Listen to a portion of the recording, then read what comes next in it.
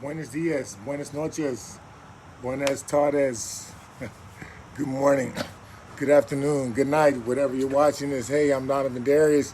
We're in another version of Donovin Darius in full transparency, where I get a chance to share my life, share my thoughts, share my experiences with friends and family like yourself as well. And so today is our friends and family edition, where they get a chance to ask questions.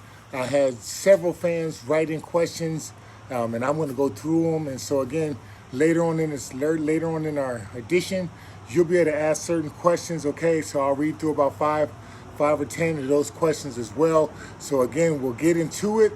Donovin Darius full and transparency. Why do I do this? I do this because hopefully someone can hear something that inspires them. Hopefully someone can hear something that encourages them, and it can help them in their life. It can help them in their circumstances, in their situation.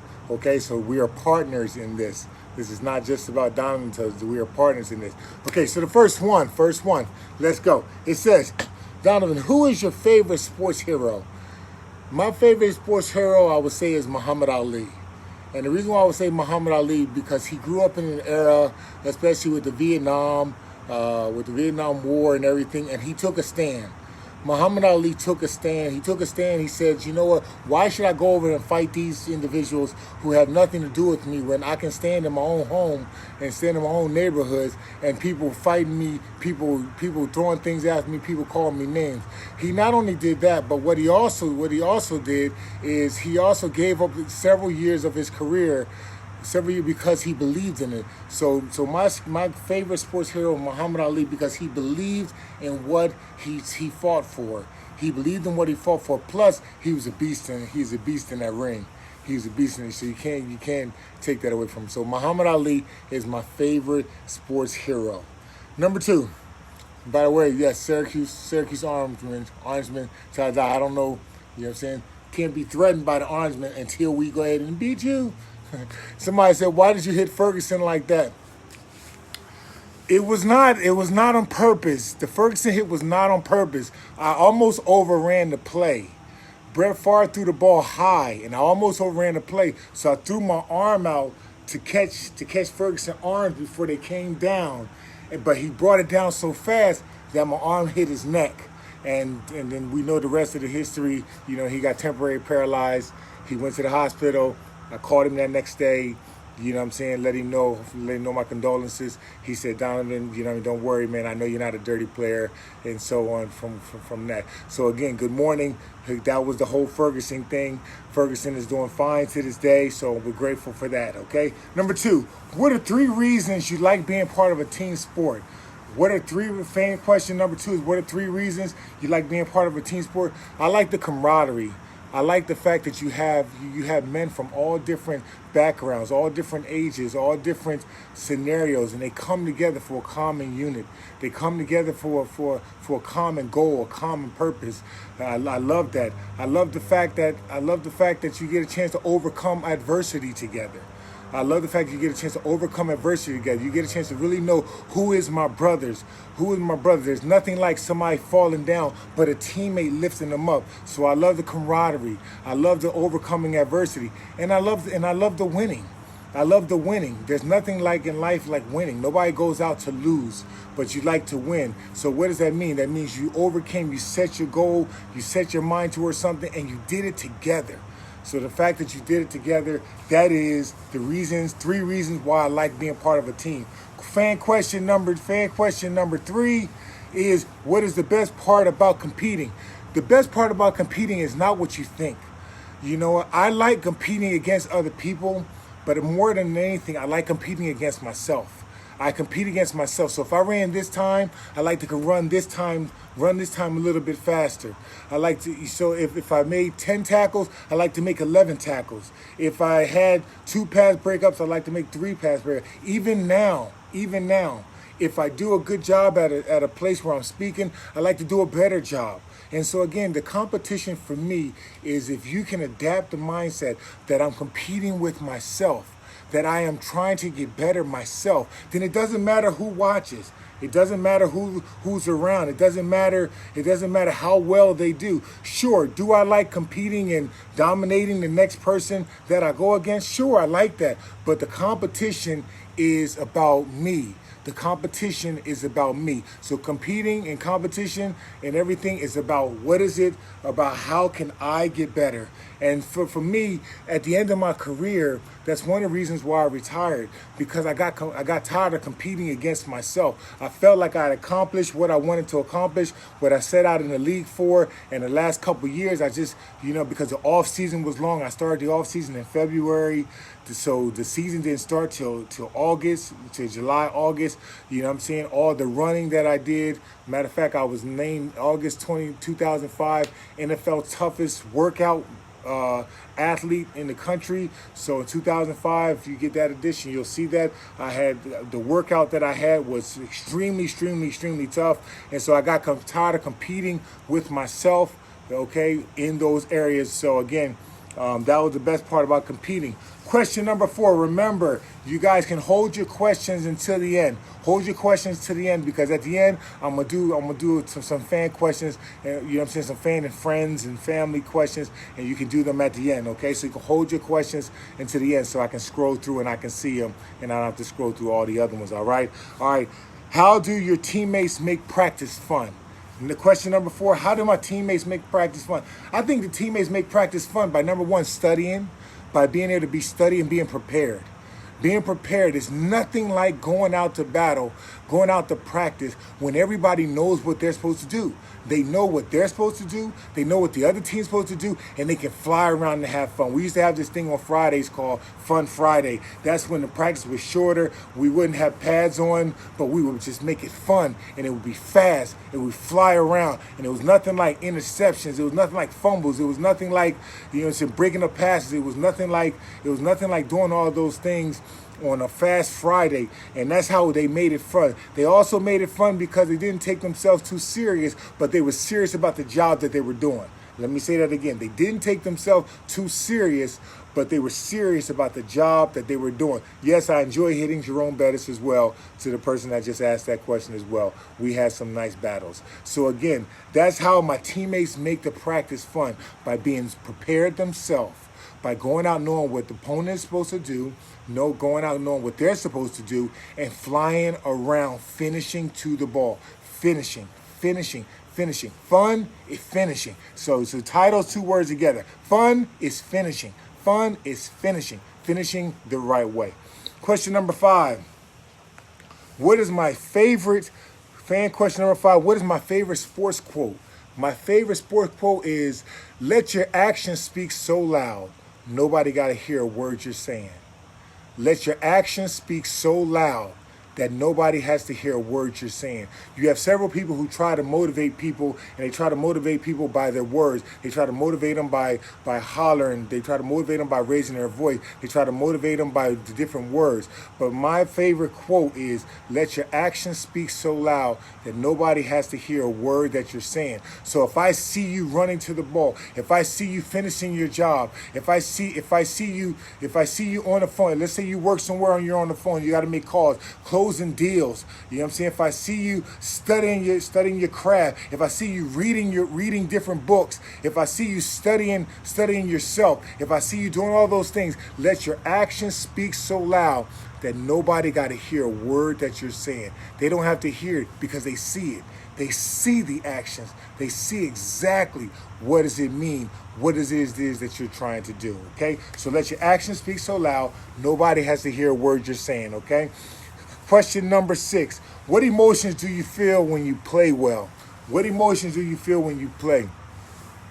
Well, at first, it goes back to the music, a little bit of the music that I listen to. before I used to play. Okay, so I used to listen to a little bit of gospel music.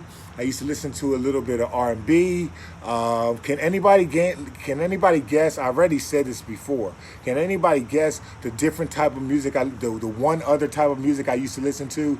This music used to calm the storm. So it was like the peace before the storm. So anybody guess what was the name of the type of music that I listened to? The other type of music that I listened to. The other type of music that I listened to before the game started. So there it is. It said Danny Fro said country. Now I didn't listen to country, although they got some good country songs. Even though I understand a little bit sometimes of country, so it wasn't country music. So we'll get a couple people guess. But the emotions that I felt before I played with gospel music was another one. I did listen to that. Tracy said country as well. It wasn't country. Yes, I did listen to gospel music as well. But it's another one. Remember this. Think about this. The calm before the storm. The calm before the storm. That's your hint. That's your hint. Danny, you're close. Danny, you're close. Jazz is close. Jazz is close. All right. So the question was, what was the emotions that I feel? Well, I felt excited. I felt excited. I felt determined. I felt determined. And there was a thing that used to happen. It was a thing that used to happen, like when my eyebrows used to come in and I used to just focus, you know what I'm saying? I felt very, very, very determined because I knew that it was a job that I had to do. I didn't get all hype, like, let's go, let's go, let's go, because I didn't want to waste any energy. You know what I'm saying? I wanted my energy to be delivered into the person that I'm hitting. I wanted the energy to be delivered into the job that needed to be done. So I felt excited. I felt determined. I felt focused. I felt like I could execute anything, and I felt a sense of superhumanistic power, if that makes sense. I might have just made up a word. Superhumanistic power, which meant that I could not be destroyed, that I was there to destroy anything in my path. Now, I'll share this with you. Donovan played with fear. I played with fear. Okay? I'll let you know this. I played with fear. Fear was from the standpoint of I didn't want to get embarrassed. I didn't want to get embarrassed. Jones Albert, great job. You got the closest to it right now. I played with fear. Fear meant from the standpoint, not that I was scared of the other person, not that I was scared of them, but I didn't want to get embarrassed. And so I wanted to go out and I wanted to make sure that all the preparation that I had basically came out into the plays that I ran. So I basically had to make sure that everything that I knew, everything that I needed to do, that I studied well, that I had a great week of preparation, that I went out, that I watched my keys, that I did all the things, my run pass keys, all those things. Those were the things. So the emotions that I felt was I felt fear, I felt excitement, I felt determination, I felt focus. You know what I'm saying? And I felt excited. Like when I used to hit a brother, you know what I'm saying? Like don't make me flash back now. Don't make me do it now. When I used to hit a brother, Fernando know, when I used to hit a brother, you know what I'm saying? Sometimes you get friendly fire. Friendly fire is when one of your teammates got the guy, you know what I'm saying, holding on to him, and then you come over and then you hit him, you know what I'm saying? But you don't just hit the guy, you hit the other, you hit your friend too by accident. Sorry, Fernando, for the concussions or for the arm, for the shoulders and stuff like that, man. You know what I'm saying? So again, I just have to tell you, yeah, Corey, I will calm down. So I will calm down and I will answer the questions. What emotions did I feel? Determined, focused, excited. I felt fear. I felt nervous. I felt nervous before I played. You know what I'm saying? All those things. You name emotions, I felt all of them, but I felt determined, which was one. So the questions, yes, I hit you a few times. So the answer to the question was what type of music I listened to was classical music. Classical music was nothing like Bach. B-A-C-H, Bach music. Air on G-string. So if you haven't listened to that song, listen to it today. It's called Air on the G-string. You know what I'm saying? Not G-string, talking about a lady's G-string, talking about G-string. All right, so Air on the G-string, that's the music. That was one of my favorite songs I used to listen to. I used to do my breathing exercises as I listened to that song. And then after I listened to it, I put something else on, you know what I'm saying? Like something like AC/DC or something, and then it was time to go. All right. So here we go. Question number 7. Who do you wish you was watching perform at every game or every match? Who do you wish was watching you perform at every game or every match? Well, one of the people that I always enjoyed having in the stands whenever we played in a home game was my mom. You know what I'm saying? My mom had a special seat. She had the first row seat in the end zone, and I used to do a thing every game that I could say, because I wanted to say, how can I honor this woman who done so much for me? So if I used to intercept, when I used to intercept the games, okay, when I used to intercept the games, intercept the balls, I used to stop the NFL and stop the game, and I used to run it all the way to the end zone, no matter what end zone I got it, and I used to toss her the ball. And so having my mom watch the game, because what was this? This was a way to say thank you. Thank you for sacrificing. Thank you for all the days that, you know what I'm saying, that you didn't have, but you made it happen for us. It was 5 of us. She had 5 kids. Mom had 5 kids by the age of 22 years old. 5 kids by age of 22 years old. So this was my way that I can say mom. So when mom would jump up and down, that's my baby, that's my baby, that's my baby. You know what I'm saying? I felt that, and I appreciate that, and I wanted to honor my mom at that game. A couple more questions, and then I'll go to fan questions, okay? So a couple more questions, then you can ask your questions, okay? Number 8, what is your favorite song to listen to prior to competing? Can somebody guess my favorite song to listen to? I used to listen to, like I said, I used to listen to gospel music, R&B. I used to like to listen to that song by T.I., Bring 'Em Out, Bring 'Em Out, Bring 'Em Out. So that was one of my anthem songs. Bring 'em out, bring 'em out, bring 'em out. It's hard to yell with the thing in your mouth. See, don't give me the singing. You know what I'm saying? The song, but T.I., Bring 'Em Out, because again, I was coming out, and I wasn't coming out just to play around like what you see right now. People used to say to me all the time, say, Donovan, how is it that you're so nice off the field, but on the field like you're like a madman? That's because I had business to take care of.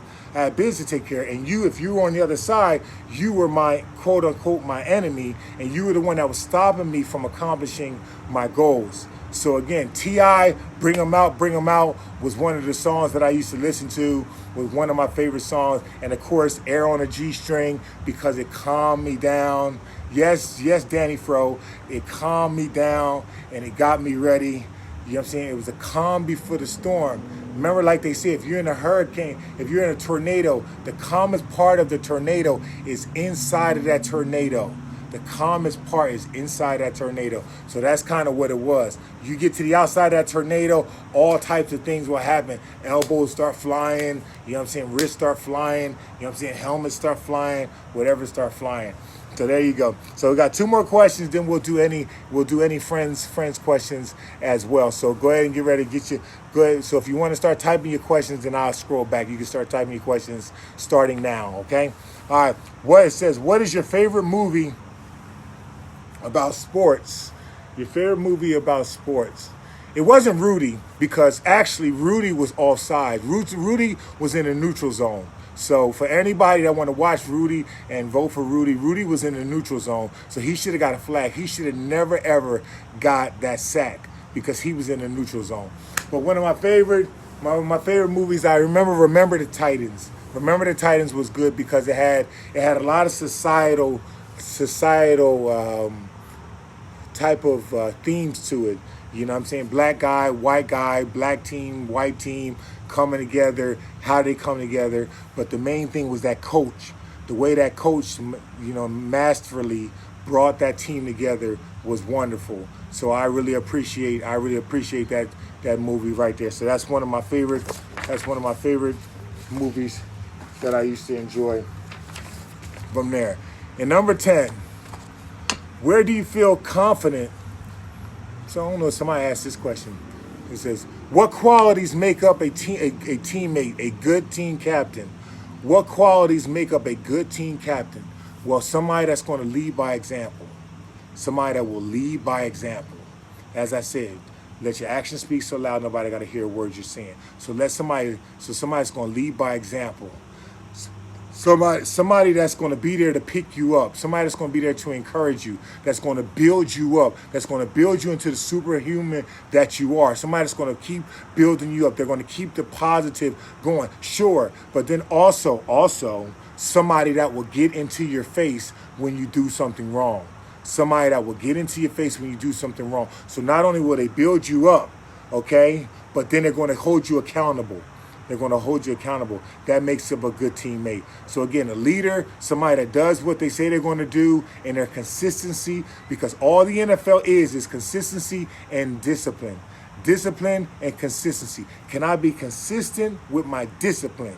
With the discipline of this technique, if I can be disciplined with my and consistent with my technique, then I will play a longer time. I'll make more plays. So somebody who is disciplined, committed, somebody who's a leader, somebody that got it, that builds you up as a superhuman, that builds you up, that spoke positive into your life, and then somebody that held you accountable. So there you have it, you guys. There you have it. Those are basically 10 questions from the fans. Okay, so again, a different time to let you know that as we do this Donovin Darius in full transparency, like I said, you'll be able to chime in and type your questions in, and then we'll be able to answer from there. So right now, I'm gonna go to the feed right now, and we're going to do it. For all those that's checking this out that may watch this on YouTube, I want to thank you guys for watching. Join in to all the other episodes where I talked about what it was like bringing my brothers to college. That movie by Disney Plus, Safety. That movie, they didn't ask me for the rights for that, but that was a lot like my life when I brought my two brothers to college. I talked about that yesterday. You know what I'm saying? You know what I mean? I talked about getting drafted. I talked about what this all be about. So definitely go back and check out the episodes so you guys can see as well. You know what I'm saying? I like to keep it fun. Sometimes I keep it serious. All right. So let's go to the questions right now. Thank you guys. I'll see you guys on the next one. Okay. Peace out. Let's go to the questions. All right. Let's see if we have any questions.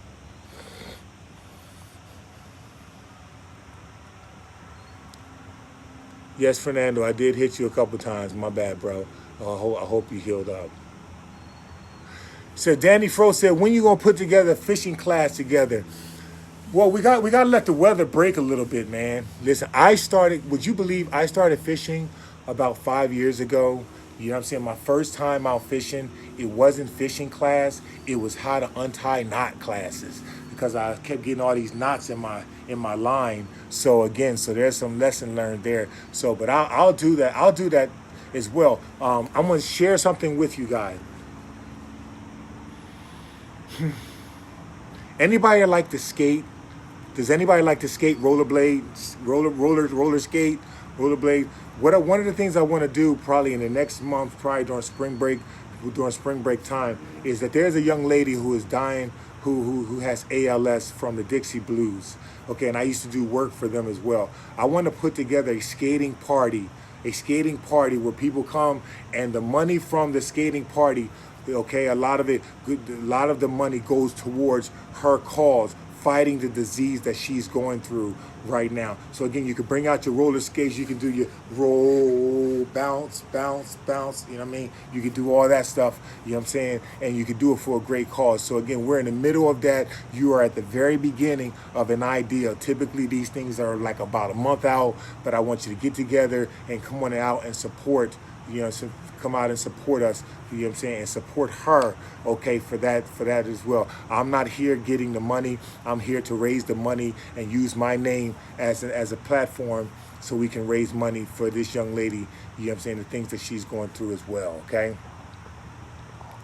Do you think Urban Meyer will take the Jags to the Super Bowl? I don't know, man. I you know what I mean? Reality. If I look at history, I gotta wonder, like, why did he leave all these other jobs? Like anybody can tell me why he left all these other jobs. And I have a thing about college coaches coming to the league. I have a thing about college coaches coming to the league because there's a difference between a college athlete and a professional athlete. You know what I'm saying? An NFL athlete. You know what I'm saying? That was the same thing, the difference between Coach Coughlin and Coach Del Rio. Coach Coughlin taught you, he treated you like in a lot of ways, he treated you like a college player. You know what I'm saying? Where it was just his way only, and you know what I'm saying. If you violate his way, you can wind up getting fined. So again, his thing was he was going to fine you. He was going to try to keep control. He was going to try to keep discipline that way. Whereas Coach Del Rio, what he did is he let his leaders lead. He let his leaders lead. What he basically did is he had about 4 or 5 leaders on a team, and he poured into those leaders, you know what I'm saying, his vision. And then from there, his vision was taken from those leaders and dispelled out to the team. Sure, he talked to the whole team, but he put a lot of the responsibilities on his leaders, on his team, so that way the players were playing not so much just for the coach, but the players were playing for each other. They were playing for each other. When you missed a play, you let me down. Okay? You let me down.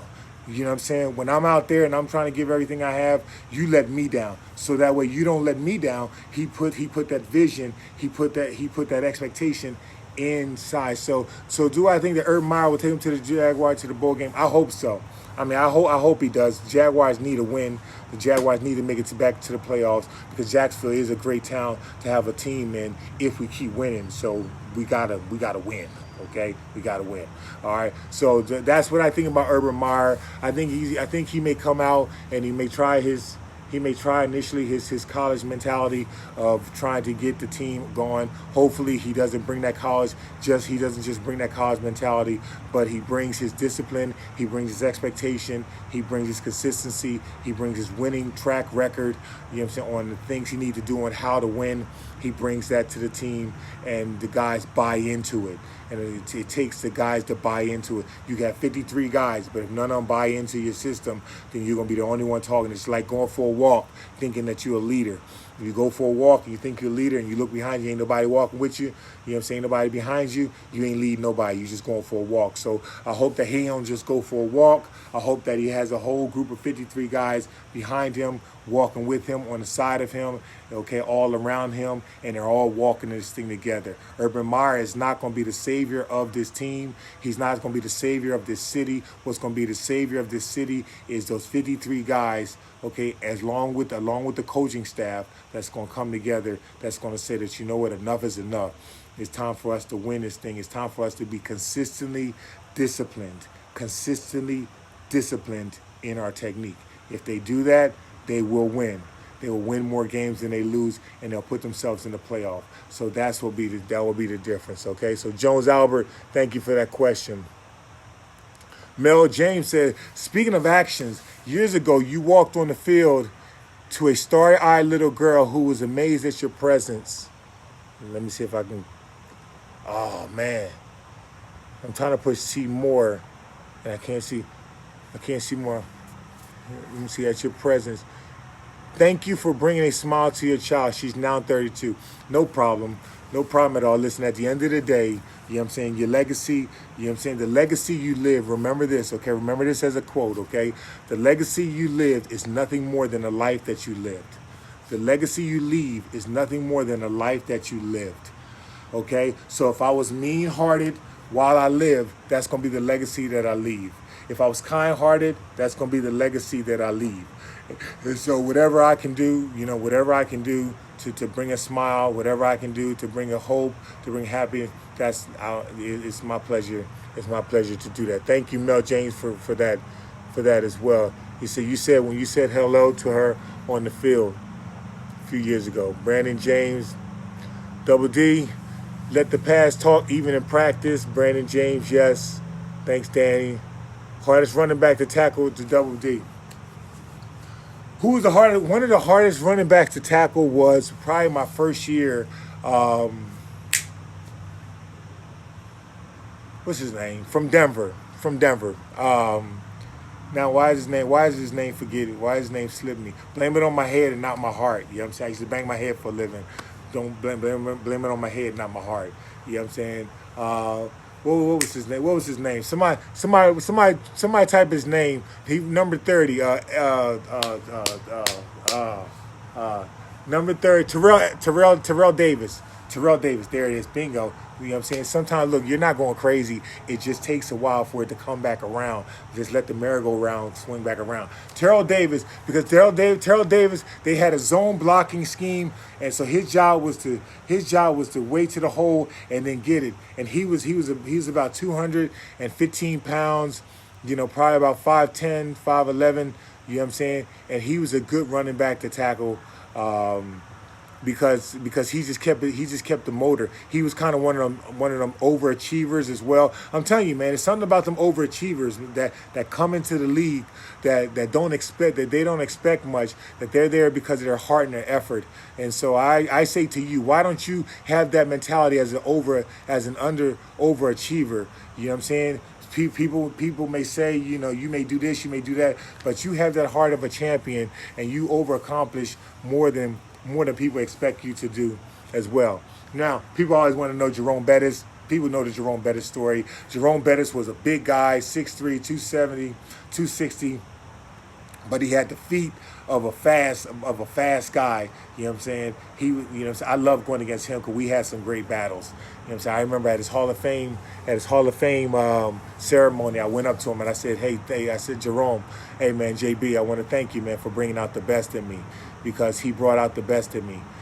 When I had to go against him, I knew I couldn't just, it wasn't just a matter of just trying to just wrap up. It wasn't just a matter of just trying to dive. Like, you had to bring your Pell, you had to bring the truck, you had to bring the backpack, you had to bring the camper, you had to bring everything that you had to bring, because Jerome Bettis was going to happen. Thanks, Brandon, for that one as well.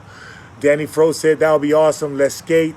All right, I just want to know who's going to be roll bouncing, baby. Who going to be hitting that backward skate, like roll bounce. I just want to see who's going to be there as well. So Tanner said, amazing way to get back and inspire. Jones Albert said, we got some NFL talent at coaches, so that's good. So I'm glad we have some NFL talent at coaches that can carry that torch as well. Thank you. You're welcome for the words as well. Brandon James says, sound like James Robinson in the making. Well, I'm telling you, James Robinson did a great job last year, over 1,000 yards as a rookie. Again, that underachiever, the one that they don't expect to make it, the one that they did not expect to make it, but the one that has the heart to make it. So I want to thank him for that as well. Kevin O'Neill. Kevin, what's up, big man? Bleeding orange, baby. Bleeding orange, man. Listen, y'all got to see what it says on the back. You know what I'm saying? This is one of their football shirts. All right, so y'all can see what it says on the back. I don't know if it says violent, discipline. You know what I'm saying? Violent, discipline. That's how you got to be, man. That's how they are at the Orange, man. So that's how you do it, man. But listen, I want to thank everybody, man. Hope you guys had a good time today. Thank you guys for tuning in. Appreciate it. I'll see you guys on the next one. Remember, Donovin Darius Motivates is the YouTube channel. Okay, definitely go ahead and subscribe, hit the notification. Donovin Darius in full transparency. We're going to be talking about all types of things. We're going to talk about injuries. We're going to talk about head injuries, CTE. We're going to talk about, you know what I'm saying, we're going to talk about the league. We're going to talk about, you know what I mean, the greatest challenges. We're going to talk about, you name it. We're going to talk about anything, and we'll have an opportunity. You'll have an opportunity for me to even talk about things that maybe you want to talk about that you may not have a chance to talk about. This will be your platform as well. So I want to thank you guys for that as well. I want to thank you guys for participating, for being a part of this. This is as much your platform as it is my platform. This is our platform. So I want to thank you guys for that, all right? Y'all have a blessed and wonderful, wonderful day. All right? Peace out.